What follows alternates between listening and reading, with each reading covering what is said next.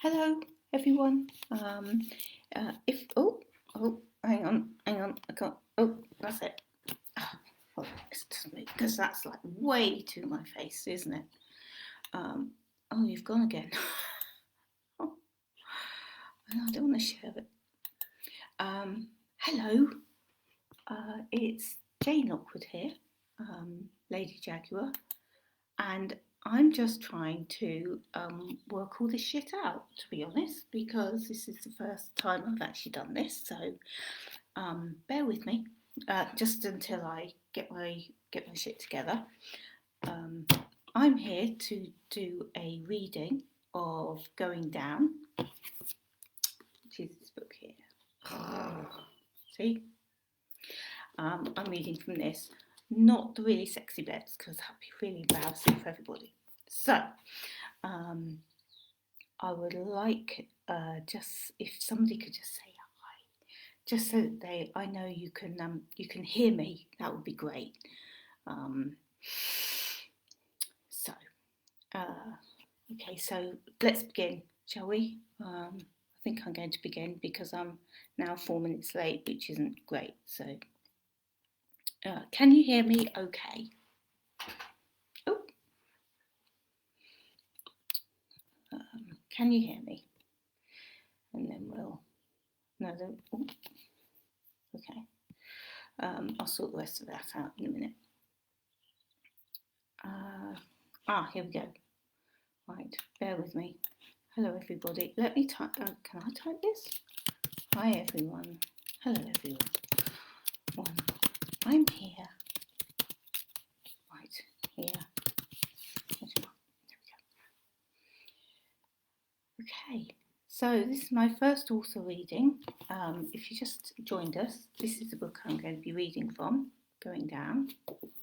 Nice little in the gay romance, very hot, very sizzly, which is why I'm not going to read out all the really sizzly bits. Sorry if I'm moving the camera just while I'm sorting things out. Right. I'd like to thank Terza, first of all, for giving me this platform. In fact, giving us all this platform, it's fantastic. So I really appreciate it. And I hope you enjoy my first ever book reading. So thank you. Right, first of all, the book, it's not my first gay romance. It actually started out on Wattpad just as a short story. And it sat there for about 5 years until somebody said, add some more, please. And I went, no. And they went, please. And I went, no. About 2 years later, I decided, well, why not? Because I wasn't doing anything else.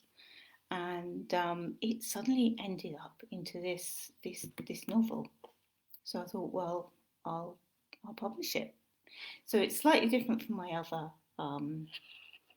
books, and in that it's sort of all more of a serialised form, because you write slightly differently when you're posting a chapter every week. Your writing is very short, it's very sharp, it's very the detail is. So I've had to fill in a few bits and embellish it and colour it in and do all that. So there's a few F-bombs as well, just to be warned if you've got children around. And I can't tell where they are, so they'll just come out. So that's that. And I think we'll begin. Now, I'm going to read from the screen here because me doing this is not very easy for you to look at. So I'm going to do it from the actual screen here. Okay, so hold on one moment. I'm just making sure. Oh, hope you didn't see that. And we shall wait one more second to make sure that there's a couple of people here, because I'd hate you to sort of miss this. and then I'll get on with it. So breathe and smile. That's for me, not for you. Look, I've just got to notice it. Look at these. Look, these are my notes. See, thank Terza. See, it's like breathe, smile. There we go. Great. Okay, let's go. Okay. So this is the first 2 chapters of Going Down. Tino tied the Windsor knot on his yellow silk tie, watching his reflection in the mirror before pulling on his jacket and brushing any flecks away. His watch told him he was on time, which was just as well. If he was late again, the chances are he would lose his job. He left his apartment and ran down the 5 flights of stairs as the elevator hadn't been working for months. Halfway down, he ran into Sian, struggling up the stairs with a bag of shopping and a pushchair. Her 5-year-old son trailed behind her, wheezing fit to bust. Seeing the pain on that kid's face, Tino knew he had no choice. He would be late again, but it couldn't be helped. Come on, bud, hitch a ride. He crouched down so the little boy could climb on his back, then took 3 of the bags from Sian. Together they walked back up to the 5th floor. By the time he reached his desk, Charles was waiting for him. In my office, now. As he did the walk of shame back to his desk later, no one looked up. They'd all heard Charles bawling him out, even though the door was closed. Gradually, the noise level returned to normality. With Thanksgiving the following day, people were focused on getting their work completed. Tino thought of his own family, all gathering the next day at his parents' house in Brooklyn. They were not unlike an Italian Brady Bunch, and the female members had taken his coming out in their stride. One day he would pluck up the courage to tell his father and brothers, but not yet. He had enough stress in his life.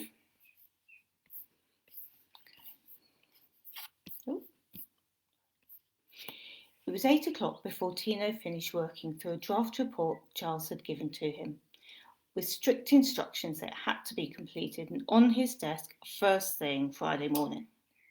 The mean dipshit had done it on purpose.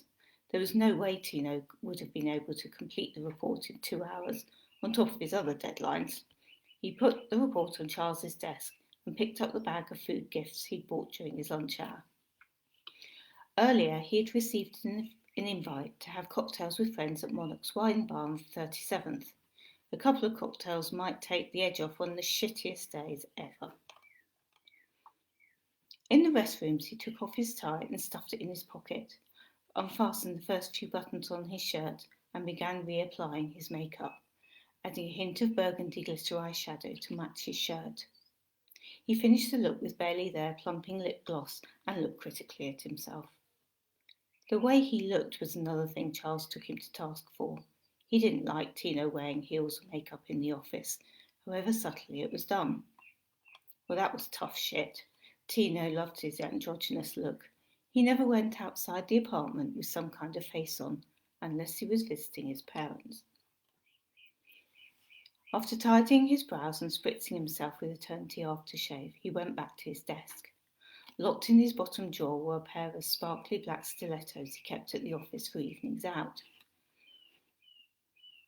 They gave him a bit of sorely needed height and made him feel as if he'd made a bit more of an effort.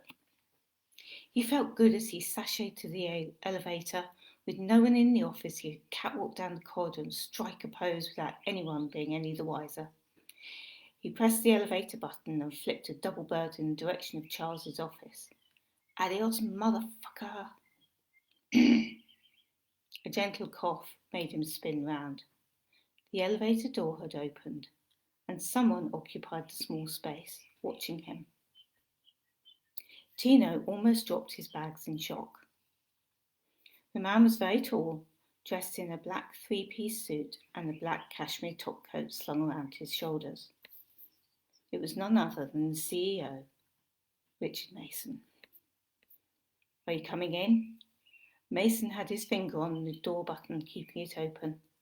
Tino was aware he was gaping. He hadn't seen Mason very often. He was a distant figure, aloof and scary as fuck. Close up, he was mesmerising, an elegant vampire of a man with startling blue eyes, radiating potency that made Tino's insides quiver and his cock thicken. Great, just what he needed to share an elevator with his CEO and a massive boner. Thanks. Tino stepped inside the elevator. He felt very small even in his heels, barely reaching the man's shoulder. Awkward didn't begin to cover how he felt right then. The silence was thick as the elevator began to move. The office closed at 6. Why are you here? Mason's voice was loaded with menace. Tino was so intimidated he had lost the power of speech. I had a report to finish, he managed to stutter, staring down at the floor. Mason's piercing scrutiny made him feel exposed and naked. He could have waited. Tino wasn't expecting that. Not really. The boss said he needed it first thing Friday.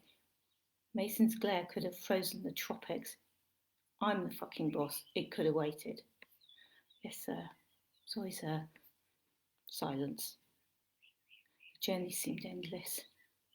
Tino's backside had a cold, pimply feeling. He couldn't wait to get out of there. What's that on your face? Tino's heart almost stopped. Shit. He cleared his throat so he could speak. It's makeup.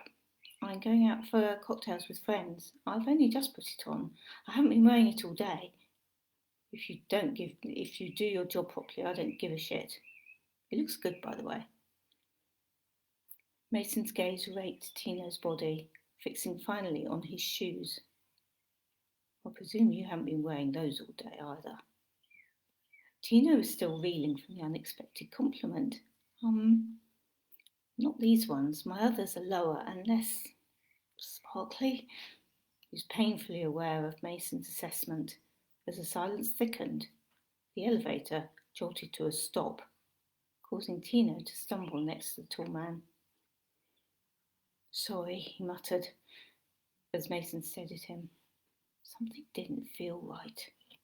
He waited for the doors to open, but nothing happened. Tino glanced at Mason, who impatiently pressed the ground floor button. Nothing. Oh, shit, Tino blurted. He felt a wave of panic. It was utterly dark, a thick cloaking blackness that threatened to stifle him. A small bright light illuminated the small space, Mason's phone torch. He used it to locate the alarm. Tino tried to breathe deeply and quietly so as not to show Mason he was freaking the hell out. He wasn't claustrophobic as such, but this was not good. Not good at all. Mason pressed the alarm button again. Again, no one answered. Mason switched off the light and they were plunged into darkness. It was then that Tino remembered the internal email from Human Resources. Along with the instruction that everyone was to be out of the building by 6, there was another piece of information right at the end, saying that on-site maintenance was going to be carried out over Thanksgiving. I think I know what's happened. Oh dear, sorry. He falteringly explained their unfortunate situation. On-site maintenance. Mason's voice was incredulous. No one told me. Does this mean we're stuck here until Friday fucking morning? I don't know. I guess. Maybe. Tino said miserably. Mason's anger was palpable. The air crackled with it. Fuck! He hit the wall of the elevator, making Tino jump. My phone has no signal. What about yours? The battery's dead. Kind of arsehole doesn't keep his fucking phone charged? Mason growled. Tino backed away from the angry voice, coming up against the wall of the elevator. We could try shouting for help. Oh. They yelled and banged. They yelled and banged on the door for what seemed like hours.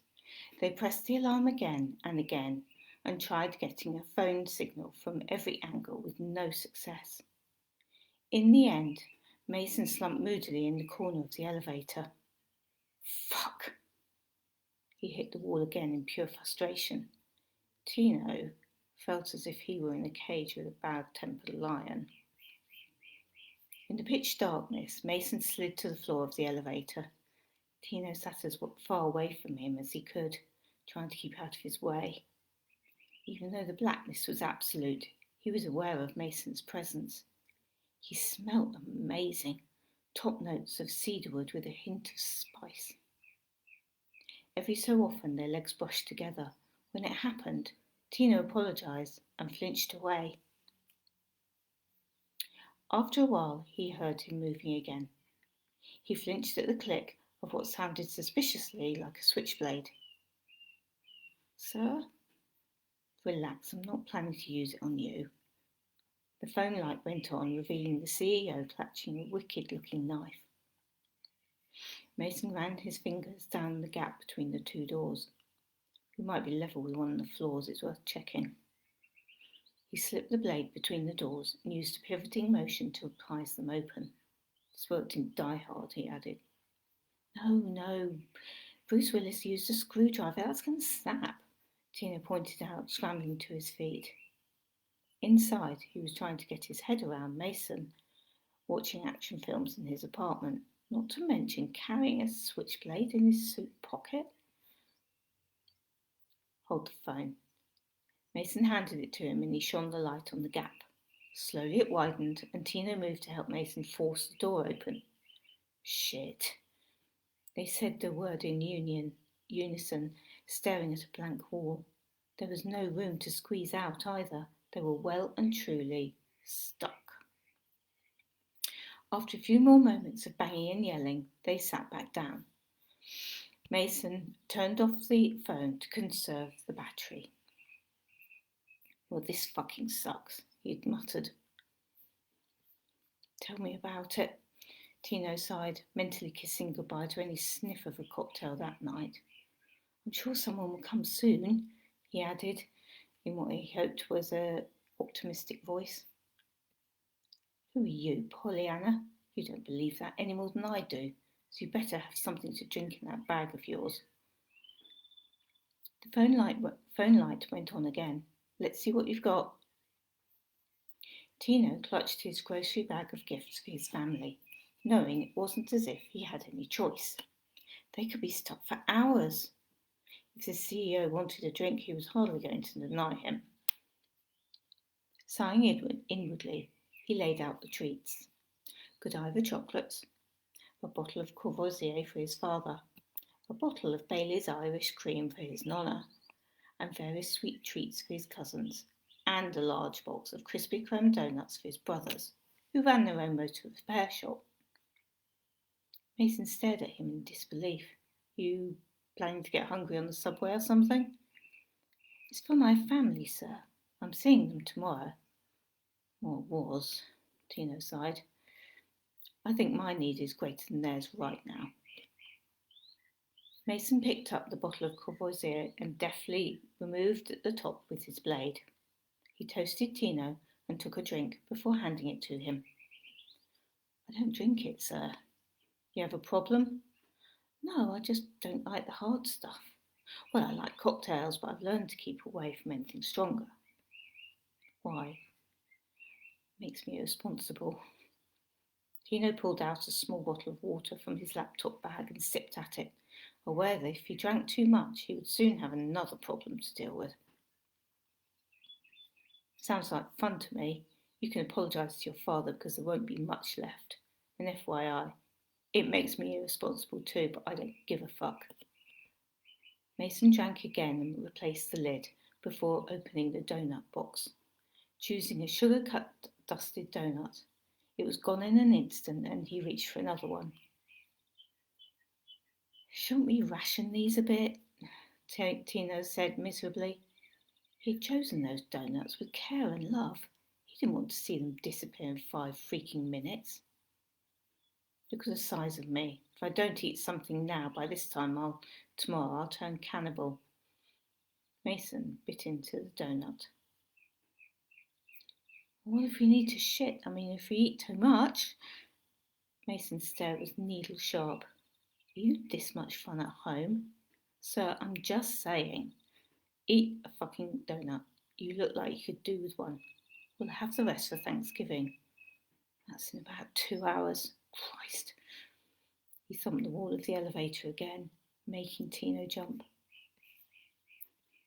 Food was the last thing Tino wanted right then, but with the CEO watching him, he didn't have a lot of choice. Ooh.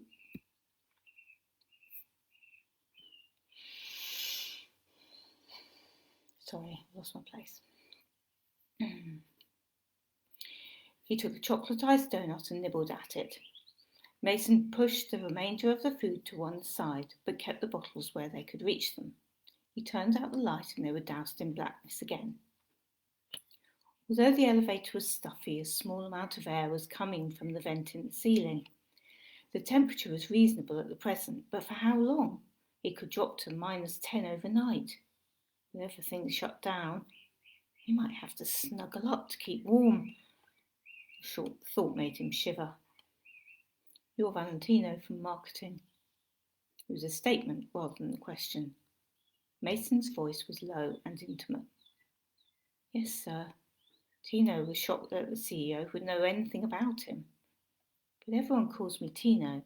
Valentino was my nonna's idea. She loved Rudolph Valentino, you know, the actor. He was talking too fast, displaying his nervousness. Not personally, but yeah. You enjoy your job, Valentino? Tino hesitated a fraction too long. It's great. Mason nudged his foot. Liar. You hate it because that jumped-up little prick we promoted instead of you, right? Tino's mouth dropped open in the dark.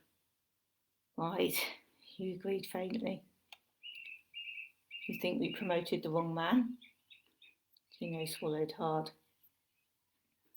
Yeah, I do, because morale in the office is lousy and he's a nightmare to work with. Why? Because he's a jumped-up little prick, sir. He heard a malevolent chuckle. My thoughts exactly. I was given my final warning today. That's why I stayed late to finish up. Tino figured honesty had to be the best policy because it was obvious the wretched man knew every goddamn thing anyway. Why were you late? The elevator's broke in my apartment block. I helped this mother and the kid up to the 5th floor. Her kid has asthma, and I'd do it again even if it means I lose my job, sir. There was silence. Arrivederci career, but he no longer cared. There would be other jobs, if he ever got out of this damn metal box. Christ alive, what fresh hell is this? Mason made a sound of disgust in the dark. Sir? This shit I'm drinking now. Tino grinned. Bailey's Irish cream from my nonna. The sound of drinking.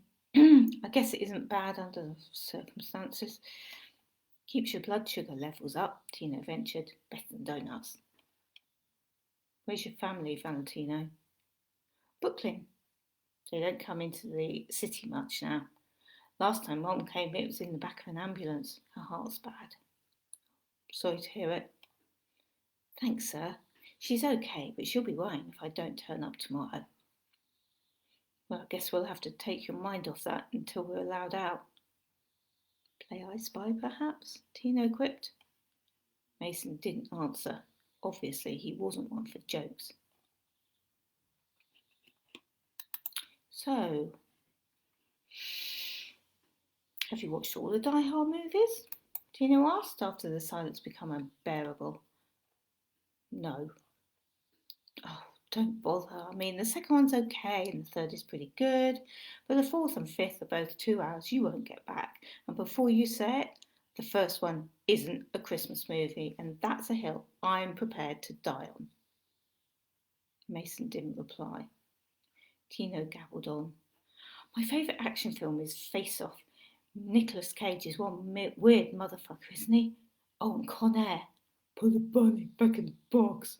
Shut the fuck up, Valentino. Tino bit his lip. Right. So it's no good me asking what kind of music you like either. He heard a huff of breath and could imagine the man rolling his eyes, wondering what he'd done to deserve being stuck with such a moron. More silence. Then a miracle happened. I like to listen to Nina Simone if I'm fucking, sometimes classical music when I'm driving so I don't behave like an asshole behind the wheel. One of the best films I've seen in years is Goodfellas, which doesn't mean I want to suck Robert De Niro's dick. And FYI, Die Hard is totally a Christmas movie. That's all the small talk you'll get from me, Valentino. Suck it up. As Tino was quietly digesting those nuggets of information, he felt Mason nudging his foot. What about you? Tino was shocked he would even ask. Oh, my taste in music is pretty mixed. Just discovered Steve Grand. He sung All American Boy. Yeah, he's pretty good. Lots of 70s and 80s stuff. I'm all about disco. Oh, and my nonna got me hooked on opera when I was a kid. La Boheme, Carmen. Oh, musicals, of course. I guess I'm just your average garden variety gay boy. He paused when he heard another sharp intake of breath. Obviously, he'd been talking too much again. Die Hard is not a Christmas movie, he said under his breath. He heard Mason take a drink. It fucking is, the CEO muttered back. Happy Thanksgiving. Mason was still commandeering the cognac bottle. He nudged Tino's leg with it. Here, let's get wasted. Thanks, sir. Their fingers brushed together as Tino took the bottle. He took a small sip. Cognac really wasn't his thing, but there wasn't anything else to do. He might as well join him. He felt Mason stretch out next to him. His hand brushed against Tino's thigh as he felt for the bottle again. It's here. Tino felt for his hand and wrapped his fingers around the neck of the bottle. He tried not to think about fumbling with Mason in the dark. Hands stroking, lips meeting, discovery and exploration. Take advantage of the unreal situation they found themselves in. You have someone waiting for you to come home? No, sir. I split with my boyfriend a few months back. Why? The question threw Tino a bit. It wasn't as if the man cared one way or the other. He got interested in extreme BDSM and it wasn't my thing. Fair enough. Isn't for everyone. It sounded almost as if Mason had dabbled in the practice himself. Tino shivered as he thought of Mason being a dominant. It was time to change the subject before his body started reacting again. What about you? Do you have family? Mason laughed, but it sounded bitter. Yeah, you could say that. He'd been drinking steadily for a while now, and his voice had lost its usual clipped tones. Last time I saw my mother, I called her an interfering bitch and walked out of her house. We haven't spoken since. Wow. Oh, wow. The tongue-loosening effect of alcohol never ceased to amaze Tino. It was part of the reason he was careful what he drank. That's a shame. Yeah, I was out of line. She forces me to see truths I won't face. That's her mum's job as her mum. You need to see her. She'll give you a hug and it'll all be okay. You're right. She would, but I don't deserve that. I'm an asshole. Another drink. Fucking asshole. Which is why I was going to spend tomorrow in my apartment with a hooker with no gag reflex. And now that isn't going to happen either. Happy Thanksgiving. They lapsed into silence again. It's getting colder, Tino said. I wonder if it's snowing. Here, hold the bottle so it don't fall over. Mason reached over Tino and pulled his thick overcoat over their bodies. Warmer now? Yes, sir, thank you. Tino breathed in Mason's sexy, musky aftershave. He trembled slightly as the scent lit a fire in his lower belly. You're that cold already? Mason had felt him shiver. No, this is just an unusual situation. Are you scared of me, Valentino? Tino hesitated, choosing his words carefully. Isn't everyone? Not everyone. Mason's voice was bleak.